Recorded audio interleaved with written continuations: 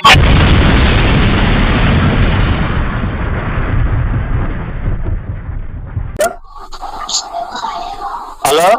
చెప్పండి సార్. ఎవరండి? గోపి గారు, నమస్తే అండి. నమస్తే సార్, చెప్పండి సార్. ఏం లేదు, వర్క్ నేను చేశానులే. ఈ వీడియోస్ ఈ మధ్య చూశానండి. మన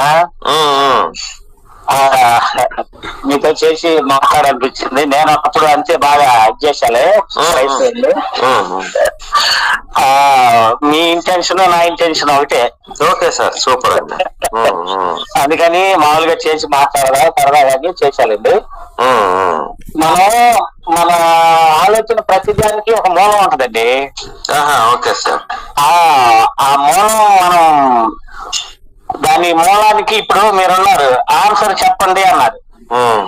ప్రతి మనిషిలో సత్యం తెలుసుకోవాలనే తీవ్రత ఉంటది. ఆ తీవ్రత ఉన్నప్పుడు దానికి ఆన్సర్ దొరకనప్పుడు మనం దాన్ని ప్రశ్నించాలనే ఆలోచన రావటం కూడా అది గ్రేట్ థింక్ అండి. అది అందరికి రాదు. అది ఓకే సార్. ఏదో చర్చికి వెళ్తున్నాం, ఎందుకు వెళ్తున్నాం అంటే కడుపు నొప్పి తగ్గింది, దేవుడు అద్భుతాలు చేస్తాడు, కష్టాలు వస్తే తీరుస్తాడని ఇది అది ఆలోచన ఉంటే అసాధ్యం. కాబట్టి మీరు మొన్న చేగూడి ఆయన పేరుంది అన్నారు, క్యాన్సర్ వచ్చింది ఒక మనిషికి తగ్గిస్తారా మీరు, చేసుకొని వస్తాను. నాకు భలే నచ్చింది మీరు అడగటం. గ్యారెంటీ ఇస్తారంటే 100% గ్యారెంటీ ఇస్తాను అన్నారు. అవును సార్. అలాంటి కళ్ళబొల్లి కబుర్లు అండి. అలాంటి అన్ని కూడా ఒక మనిషిలో ఉన్న ఇదిని బయటికి తీసుకొస్తాయి. మీ కోపంలో అర్థం ఉంది.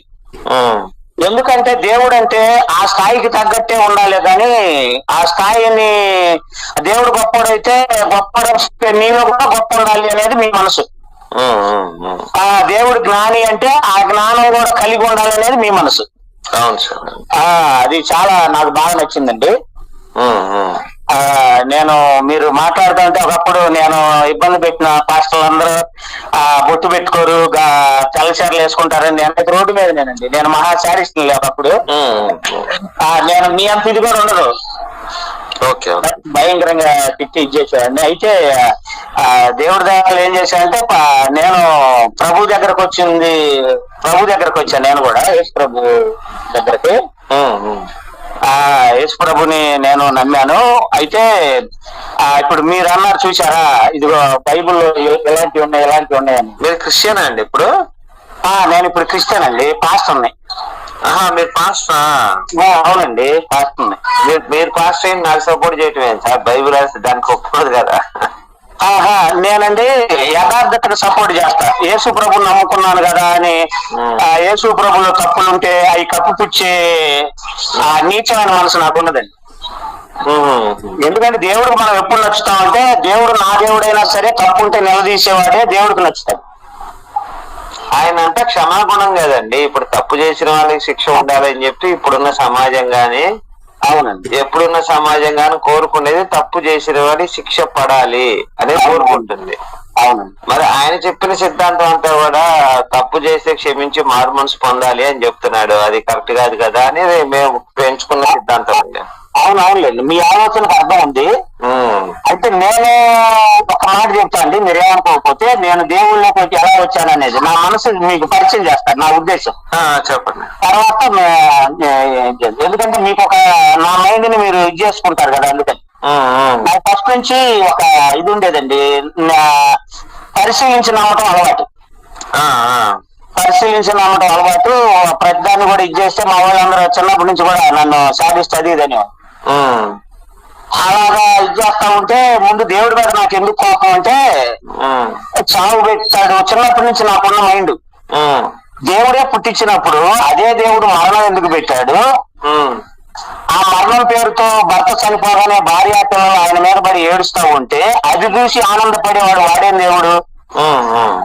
అసలు ఒక మనిషి చనిపోతే ఆ భార్య బిడ్డలు ఆ శవం మీద పడి ఏడుస్తా ఉంటే మనిషిగా నేనే తట్టుకోలేకపోతున్నా. మరి అలాంటి వాడు ఇలాంటి సమస్యను పెట్టి ఆ మరణం అనే పేరు పెట్టి మనుషుల్ని ఇచ్చేసేవాడు వాడేం దేవుడు అని నేను భయంకరమైన బుద్ధి తిట్టాను. మా వాళ్ళైతే నేను ఇచ్చేసే ఇదికి అరే నువ్వు నడి మధ్యలోనే చేస్తావు అది ఇది అనేవాళ్ళు. మా సొంత అన్నది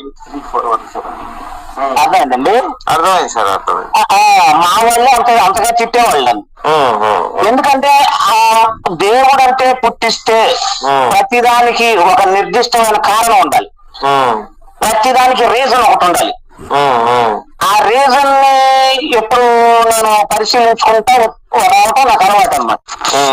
అలాంటిది రాను రాను రాను రాను నాలో పరిశీలన గుణం ఉండటానే ఏమో ముందు బైబిల్ అనేది ఏంటి, అది అసలు గ్రంథమా కాదా, ఒకవేళ దేవుడు గ్రంథం అయితే ఎలా ఉంటది ఏంటి అనేది మొదలు పెట్టా. పరిశీలన పెట్టిన తర్వాత అప్పుడు నేను ఇప్పటికీ కూడా అండి గోపి గారు, నేను ఇప్పటికీ కూడా ఇది దైవ గ్రంథమా కాదా, ఇందులో ఏమన్నా లోపాలు ఉంటాయా అనే ఉద్దేశంతో చదువుతానే తప్ప ఇది నేను నమ్ముకున్నాను కాబట్టి ఇది గొప్ప గ్రంథం అనే ఉద్దేశంతో చదవను. Okay okay. ఎందుకంటే మనం నమ్మితే అది గొప్ప గ్రంథం అయిపోదు. ఆ గొప్పతనాన్ని బట్టి, అందులో ఉన్న గొప్ప గుణాన్ని బట్టి మా గొప్ప గుణం అయింది. కాబట్టి ఇప్పటికీ క్రైస్తవుల్లో ఉన్న విధానం ఏంటంటే ప్రభువు దగ్గరకు వస్తున్నారు, బైబుల్ దగ్గరకు వస్తున్నారు, కానీ ఆ బైబుల్లో ఉన్న లోతైన విషయాలని నమ్మి బైబుల్ దగ్గరకు వచ్చిన వాళ్ళు లేరు. నమ్మి రావాలి, ఇది యథార్థత అని నమ్మి రావాలి తప్ప ఎక్కడో ప్రార్థన చేస్తే తగ్గింది, ఎక్కడో ప్రార్థన చేస్తే కడుపులో నొప్పి తగ్గింది అని ఆ నీచ సంస్కృతి ఉన్న ప్రతి ఒక్కరు కూడా ప్రభు దగ్గరకు వచ్చిన వాళ్ళు కాదు. మొన్న మాట్లాడాడు, ఒక 25 ఏళ్ళు ఉంటాయి, నంబర్ 1 గా మాట్లాడాడు. ఏమనంటే నా వీడియోలో అప్లోడ్ చేశా నా ఛానల్లో. ఏం ఛానల్ సార్ మీది? నాది చిన్నగాలండి, పెద్ద ఇదేం కాదు. ఇది గుంటూరు వీరాంజనేయులు అని ఛానల్ ఉంది, గుంటూరు వీరాంజనేయులు. ఆ ఛానల్ కొడితే నా వీడియోస్ వస్తాయి. ఏంటండి అది? గుంటూరు వీరాంజనేయులు నా పేరు మీద వచ్చింది అనమాట. Okay sir, okay.